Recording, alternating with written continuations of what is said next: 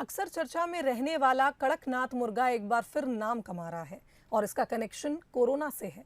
मध्य प्रदेश के Jhabua Kadaknath research centre और कृषि विज्ञान केंद्र ने Indian council of medical research और डिपार्टमेंट ऑफ हेल्थ रिसर्च को एक चिट्ठी लिखकर ये दावा किया है कि कोरोना संक्रमण के दौरान और उससे ठीक होने के बाद की डाइट में कड़कनाथ मुर्गे इस्तेमाल करने चाहिए और इससे शरीर की इम्यूनिटी भी बढ़ती है।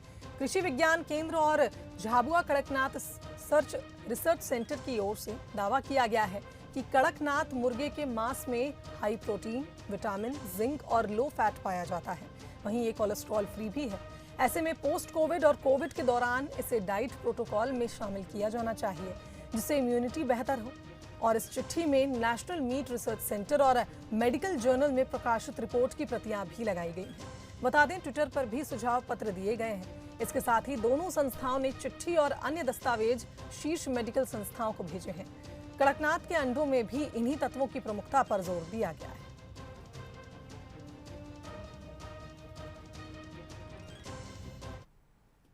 विभिन्न मुद्दों पर सरकार और प्राइवेट स्कूल संचालक आमने सामने हैं। राजधानी भोपाल में प्राइवेट स्कूल एसोसिएशन ने सरकार से मांग की। वहीं मध्य प्रदेश बोर्ड से मान्यता प्राप्त स्कूलों की 5 सूत्रीय मांगे हैं। एसोसिएशन की मांग है कि बिना परीक्षण और शुल्क के निजी स्कूलों को मान्यता दी जाए। 2022-2023 से 2024-2025 तक की मान्यता बिना परीक्षण के रिन्यू हो। कोरोना के चलते मान्यता और संबद्धता की फीस माफ की जाए। इसके अलावा बिना टीसी के बच्चों को प्रवेश नहीं दिया जाए।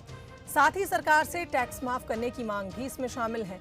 वहीं मांगे पूरी नहीं होने पर प्रदेश के सभी निजी स्कूलों ने 12 जुलाई से ऑनलाइन ऑफलाइन पढ़ाई बंद करने की चेतावनी दी है। 13 जुलाई को सभी प्राइवेट स्कूल संचालक लोक शिक्षण संचालनालय ने स्कूलों की चाबियां सौंप दी। एक तरफ शासन हम लोगों को लेटर दे रहा है कि आप लोग शिक्षण शुल्क के अलावा कुछ नहीं लेंगे, और दूसरी तरफ से डेली हम लोगों को लेटर आ रहा है कि आप लोग ये क्रीड़ा शुल्क जमा कराइए, स्काउट बुलबुल कब बुलबुल रेड क्रॉस शुल्क जमा कराइए। ये कहाँ का न्याय है? हमसे बोलते हैं केवल लीजिए आप शिक्षण शुल्क, और यहाँ पे हमसे मांग रहे हैं क्रीड़ा शुल्क। जो चीज हम लेंगे ही नहीं तो आपको देंगे कहाँ से? गार्जियन से मिलकर के, स्कूल संचालकों से मिलकर के और शासन तीनों मिलकर के एक ऐसी गाइडलाइन बनाए जिससे स्कूल पुनः खुल सके। तमाम बातों से पीड़ित होकर के हम लोगों ने फैसला लिया है कि आज से हम लोग शासन का पूरा काम बंद कर दिए हैं। 12 तारीख को हम लोग आदरणीय पांडे जी के नेतृत्व में पूरे प्रदेश में ज्ञापन देंगे, चाहे ब्लॉक हो, तहसील हो, जिला हो, और 13 तारीख को भी आप ही के नेतृत्व में हम लोग पूरे प्रदेश में चाबी सौंपने का काम करेंगे शिक्षा विभाग को। मध्य प्रदेश की सियासत में एक बार फिर आरक्षण का मुद्दा गर्मा गया है। कमलनाथ ने ओबीसी आरक्षण के मुद्दे को हवा दे दी है। अब इसके क्या मायने निकाले जाएं, देखिए पूरी खबर।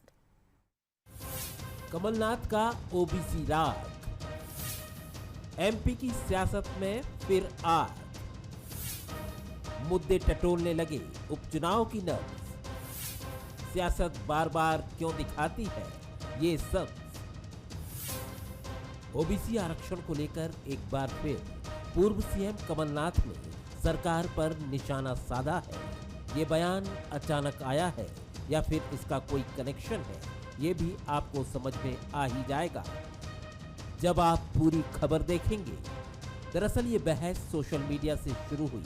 कमलनाथ ने ट्वीट कर लिखा है कि कांग्रेस सरकार ने 2019 में ओबीसी आरक्षण 14% से बढ़ाकर 27% किया था, लेकिन शिवराज सरकार ने इसके लिए कोई गंभीर प्रयास नहीं किए। हाईकोर्ट में कई याचिकाएं लगी हैं, लेकिन सरकार सही तरीके से पैरवी नहीं कर रही है, जिसके चलते आरक्षण अभी तक लागू नहीं हो पाया है। अगर सरकार सशक्त तरीके से समर्थन करे तो मध्य प्रदेश के पिछड़ा वर्ग को 27% आरक्षण का लाभ मिल जाएगा। बात ट्विटर पर चहकने तक ही सीमित नहीं रही। ट्वीट करने के बाद कमलनाथ ने राज्यपाल से मुलाकात के दौरान भी ये मुद्दा उठाया। मैंने ट्वीट किया क्योंकि ओबीसी आरक्षण के बारे में हमने ही कदम उठाया था, और मैं ये उम्मीद करता हूँ, मांग करता हूँ सरकार से कि इसे जो हमने नीति बनाई थी ये इसको लागू करें। देखिए, जो बात है छिपी नहीं है। आज जो मैं कह रहा हूँ, मुझे ये बयान या घोषणा के माध्यम से नहीं कहना। आज जनता गवाह है। आज जनता गवाह है अपना प्रदेश कहाँ है और कहाँ जा रहा है। मुद्दा ऐसा था कि बीजेपी भी पलटवार किए बगैर नहीं रह सकी। पूर्व प्रोटेम स्पीकर रामेश्वर शर्मा ने कांग्रेस पर पिछड़ा वर्ग को गुमराह करने का आरोप लगाया, तो गृह मंत्री नरोत्तम मिश्रा ने कमलनाथ को प्रदेश के लिए नुकसानदायक बता दिया। 15 महीने मैंने 1.5 साल निकल गया। तो वैसे तो मैं कहूँ तो 15 महीने वो और 15 महीने ये 30 महीने बहुत बेकार चले गए। दोनों की हो गई थी, कोरोना में एक कमलनाथ, इसने विकास को बहुत प्रभावित किया, कमलनाथ जी ने भी और कोरोना ने भी। कांग्रेस ने तो कभी किसी आरक्षण का परिपालन ही नहीं किया। आज अगर ओबीसी वर्ग का आरक्षण किया तो नरेंद्र मोदी जी की सरकार ने किया। आपने क्या किया? और ओबीसी आयोग को संवैधानिक दर्जा दिया तो श्रीमान नरेंद्र मोदी जी की सरकार ने दिया। सामान्य वर्ग के लिए जो 10% का आरक्षण दिया था, आपने तो उसके भी भट्टा बैठाल दिया था, उसको ही उठा के कोठरी में पटक दिया था। जानकारों की माने तो मध्य प्रदेश की सियासत में पहले कभी जातिगत फैक्टर इतना अहम नहीं रहा, लेकिन 2018 के विधानसभा चुनाव में दलित, ओबीसी और सामान्य वर्ग को केंद्र में रखकर चुनाव लड़े जाने का चलन बढ़ा। एक रिपोर्ट के मुताबिक मध्य प्रदेश में सबसे ज्यादा करीब 52% ओबीसी वोट है और प्रदेश में 4 उपचुनाव भी होने हैं, जिसमें एक लोकसभा का भी उपचुनाव है। आने वाले दिनों में स्थानीय निकाय के चुनाव भी होने हैं। समझा जा सकता है कि यूं ही नहीं कमलनाथ ओबीसी आरक्षण का मुद्दा उठा रहे हैं। Bureau report, Bansal news. Tiger जिंदा है, ये डायलॉग बॉलीवुड से निकलकर कब सियासी गलियारों का सबसे चर्चित मुहावरा बन गया पता ही नहीं चला। मध्य प्रदेश की सियासत में अलग अलग समय पर इसे शक्ति प्रदर्शन के लिए कई बार इस्तेमाल किया गया और अब ज्योतिरादित्य सिंधिया के मोदी कैबिनेट में शामिल होते ही ये नारा एक बार फिर बुलंद हुआ है। देखिए पूरी खबर। महल के बाहर पोस्टर, लेकिन हलचल विपक्ष की छावनी में। वजह तो खास होनी ही है, क्योंकि ग्वालियर के महाराज राज्यसभा सांसद ज्योतिरादित्य सिंधिया मोदी कैबिनेट में मंत्री जो बने हैं।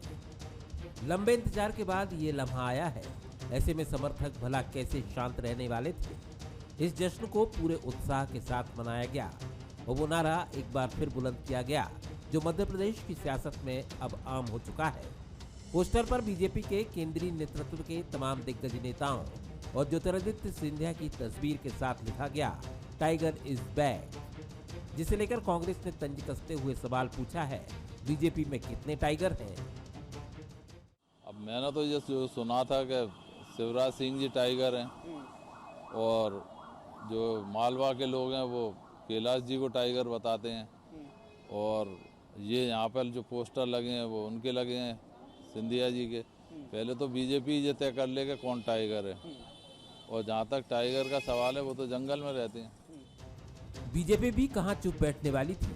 उन्होंने भी कांग्रेस के सवालों के जवाब में पलटवार करते हुए कहा, सिंधिया ने मध्य प्रदेश में कांग्रेस का जंगल राज खत्म किया था, इसलिए वो उनके टाइगर हैं।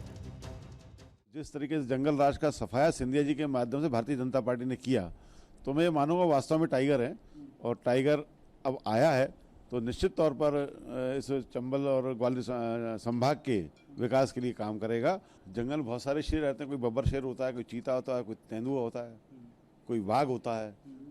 तो हमारे यहाँ ऐसे बहादुर और कर्मशील लोगों की कमी नहीं भारतीय जनता पार्टी में। कुल मिलाकर देखा जाए तो सियासत एक बार फिर टाइगर की आवाज से थर्रा रही है और अब ढोल नगाड़ों की थाप के नीचे उस दहाड़ को दबाने की कोशिशें हो रही हैं, क्योंकि पुराने जंगल में टाइगर नए अंदाज में लौटा है। निश्चित तौर पर जिस तरीके से बीजेपी के भीतर ज्योतिरादित्य सिंधिया का कद बढ़ रहा है और जिस ताकत के साथ वो उभरे हैं, निश्चित तौर पर उनके समर्थकों में बेहद खुशी है और ये खुशी का इजहार करने के लिए उन्होंने ये पोस्टर लगाए हैं। कैमरामैन कनवासी के साथ प्रहलाद सेन, बंसल न्यूज, ग्वालियर। मध्य प्रदेश के नेमावर में हुए जघन्य हत्याकांड ने मध्य प्रदेश को सियासी लपटों में ले लिया है। इस मामले में न सिर्फ राजनीति हुई बल्कि मामला कानूनी दांव-पेच तक भी पहुंच गया। कांग्रेस इस मामले में सीबीआई जांच की मांग कर रही है। सवाल यही है कि क्या इस मामले को सीबीआई जांच के दायरे में ले सकती है।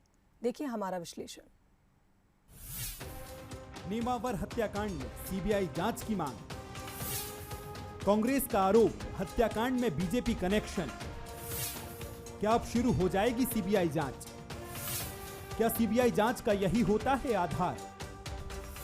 बंसल न्यूज ने पड़ताल करने की कोशिश की। क्या एमपी के नेमावर में हुए हत्याकांड में सीबीआई जांच संभव है? क्या सीबीआई ऐसे मामले को जांच के दायरे में ले सकती है? पहले तो ये समझ लेते हैं कि सीबीआई जांच कब और कैसे हो सकती है।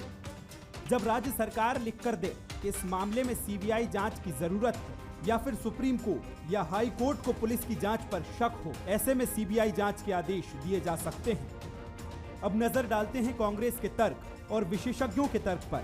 तो कांग्रेस कह रही है कि पुलिस ने इस मामले में लापरवाही की है, मामले को दबाने की कोशिश की है। वहीं विशेषज्ञों का कहना है कि सीबीआई पुलिस लापरवाही की जांच नहीं करती। कांग्रेस का कहना है कि पीड़ित परिवार आदिवासी समुदाय से ताल्लुक रखता है। विशेषज्ञों का मानना है कि जाति देखकर सीबीआई जांच नहीं करती। कांग्रेस का ये भी तर्क है कि आरोपियों को राजनीतिक संरक्षण मिला हुआ है। वहीं विशेषज्ञ सीबीआई जांच के लिए इसे भी जरूरी पॉइंट नहीं मानते हैं। तो कहीं ना कहीं 47 दिन तक आरोपियों को नहीं पकड़ना, खुलेआम घूमने देना, जिस प्रकार से यह बताया गया है कि संदेह व्यक्त किया गया आरोपियों पे, उसके बाद भी आरोपी खुद लोकेशन बता के गुमराह करते रहे, इससे समझा जा सकता है कि इसके अंदर कोई बड़ा बात छिपी हुई है। और सबसे बड़ी बात है कि जो शव मिले हैं उसमें से जो बच्चों के शव नग्न अवस्था में मिले, निर्वस्त्र मिले। सीबीआई राज्य सरकार आदेश करेगी तो तफ्तीश करेगी मुकदमे की। जो पुलिस के लैब्स है उसके लिए तो पुलिस जांच कर सकती है, प्रशासनिक जांच हो सकती है जिसमें कोई अधिकारी जांच करे, नॉन पुलिस अफसर, जुडिशियल इंक्वायरी हो सकती है, एक जज जांच करे। जांच के कई तरीके हैं, लेकिन सीबीआई का ये काम नहीं, ये सब सीबीआई नहीं करेगी। वहीं बीजेपी कांग्रेस के आरोप को सिर्फ और सिर्फ राजनीतिक शिकूफा बता रही है। आज नेमावर में पुलिस ने तत्परता से कार्रवाई की, सारे शव बरामद हुए, सारे लोग जेल जा चुके हैं, अपराधियों की जो संपत्ति थी वो ध्वस्त की जा चुकी है। इसके बाद अब कमलनाथ सीबीआई से क्या ये जानना चाहते हैं कि मारने वाले कांग्रेस के समर्थक और कांग्रेस का परिवार है? अगर वो जानना चाहते हैं तो उनको जरूर मांग करनी चाहिए। देश के दो बहुचर्चित मामलों पर नजर डालें तो समझ आएगा कि सीबीआई को जांच क्यों सौंपी गई थी।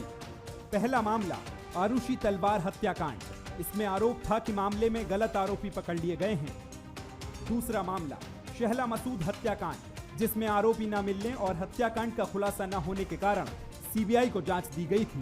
लेकिन नेमावर मामले में ऐसा नहीं है। हत्याकांड के कारण का खुलासा भी हो गया है और आरोपी भी गिरफ्तार हो चुके हैं। कहीं भी ये आरोप नहीं है कि बेकसूर लोगों को आरोपी बना दिया गया है। अब ऐसे में सवाल उठता है कि क्या सीबीआई जांच भी अब राजनीतिक शिकूफा बन गया है? जुगल किशोर शर्मा, बंसल न्यूज, भोपाल। चलिए आगे बढ़ते हैं। जबलपुर में इन दिनों बीजेपी के मीडिया पैनलिस्ट जमा खान का एक वीडियो सोशल मीडिया पर जमकर वायरल हो रहा है। इस वीडियो में जमा खान गुंडागर्दी करते और धमकी देते नजर आ रहे हैं। दरअसल मामला नगर निगम का है, जहां जमा खान अपने वार्ड में मच्छरों की दवाई का छिड़काव नहीं होने पर निगम अधिकारी को फटकार लगाते नजर आ रहे हैं। काम नहीं होना एक अलग बात है, लेकिन जमा खान का रवैया कैसा है ये आप इस वीडियो में देख लीजिए। गलतफहमी में अगर वो ये समझ रहे हैं कि वो बहुत बड़े तोपखा हो गए, नगर निगम के सीएसआई हो गए, उनका कोई कुछ नहीं उखाड़ सकता, तो 353 से अधिक हमारे ऊपर और कोई धारा नहीं लगेगी, है ना। सड़क पे राजनीति करने वाला नेता हूँ मैं। पहली बार आया हूँ आपके ऑफिस में, पहली बार ये बोलने आया हूँ, पहली बार ये शिकायत हुई है। उनको हम समझा देंगे, हिंदी में आप उनको बिल्कुल समझा दीजिए, हम आपकी बात से संतुष्ट होकर चले जाएंगे। मगर उनकी अगर ऐसा रवैया होगा तो उनको सड़क पे भी ठीक करना मैं जानता हूँ। दूसरे मोबाइल अगर वो ये सोच रहे हैं कि सत्ता है हमारी और हम कुछ उखाड़ नहीं सकते ना, तो बहुत बड़ी गलतफहमी में हम सड़क पे उनको ठीक करना जानते हैं। हम भी नए मोहल्ले के रहने वाले हैं साहब, ऐसा नहीं है, हमसे भी बहुत दूर नहीं रहा नगर निगम, इसलिए तो बोल रहा हूँ। और दूसरे मोबाइल से मैं फोन लगा रहा हूँ तो तत्काल फोन उठा लिया, 1 घंटे में फोन उठ गया और मेरे मोबाइल से फोन नहीं उठ रहा। किस तरीके की लापरवाह लोग हैं ये। इधर सतना के कोलगवां थाना इलाके में लव जिहाद का मामला सामने आया। मामले में पुलिस ने आरोपी को गिरफ्तार कर लिया है। दरअसल 15 साल पहले आरोपी रफी ने अपना नाम राकेश बताकर एक महिला को प्रेम जाल में फंसा लिया था।